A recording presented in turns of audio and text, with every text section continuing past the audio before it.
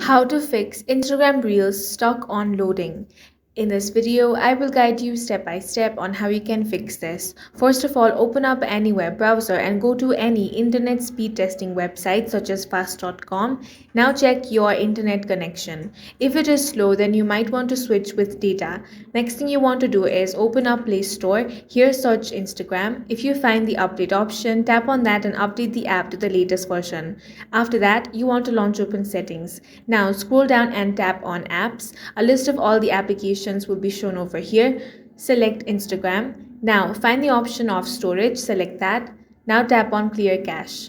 After you have done that, check if your problem is fixed. If it is still not fixed, then you want to reinstall the app. For that, go ahead and uninstall Instagram. Once it has been uninstalled, you again want to open Play Store. Then search for Instagram and tap on the install option.